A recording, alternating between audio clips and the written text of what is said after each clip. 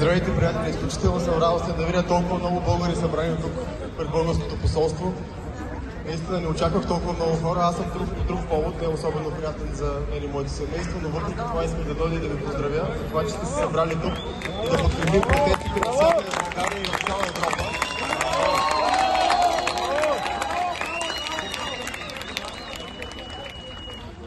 Защото хиляди българи в момента протестират и те имат нужда от тяхната подкрепа навсякъде, където има българи по света. Така че изключително се радвам, че ние сме тук да ги подкрепим, защото няма какво друго да направим. В момента в България има буквално война между два свята. Света, в който са се събрали едни хора вече години наред, които се опитват да овладеят тази държава, чрез институциите, чрез различни незаконни методи. Знаете какво се случва с овладяването на много от важните стълбове на демокрацията в България, срещу другите хора, които се борят срещу това, искат да си върнат държавата, за да бъде тя отново демократична, за да бъде тя отново свободна.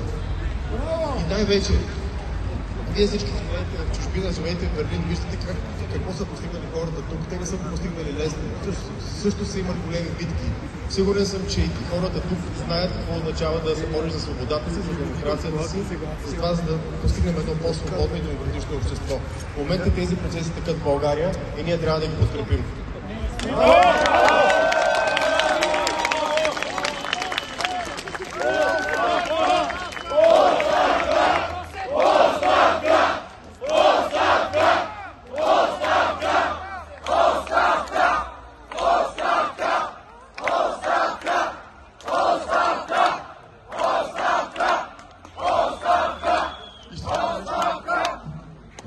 Смятам, че е много значимо, че тези протести и тази битка, която в момента водим, най-вероятно ще спечелим, защото сме много. Хората са много повече в момента, които са на протестите, от всичко, което сме виждали от 90-те години до сега. Но от тук нататък войната продължава.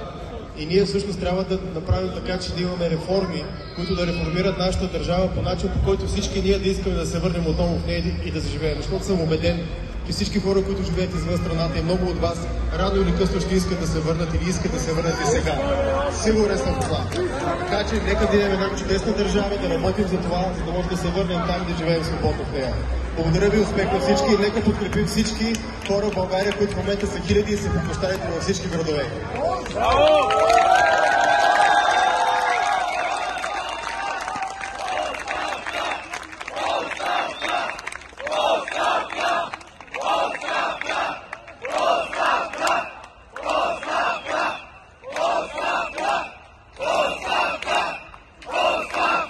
И наистина, само да ви кажа, че през тези 5 месеца, които бях задържан, имаше нещо, което ме крепеше и то е точно тази енергия, която виждам тук сред вас и която в момента има в България. Хиляди хора се събраха и ми бяхме подарили плакат в ареста, в който виждах между 5 и 10 хиляди човека, не може да ги проверя, които направиха един много специален знак, който подкрепи и стана, може би, някъде символ на някакъв много значим протест. Нека го направим отделно тук, това е този знак. Едно сърце за всички българи в момента.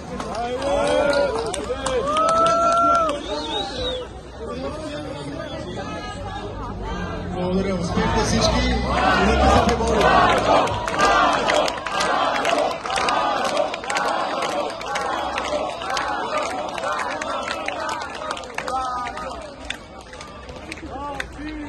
Искам да кажа само, че господин Коцев беше неправомерно задържан 6 месеца в България.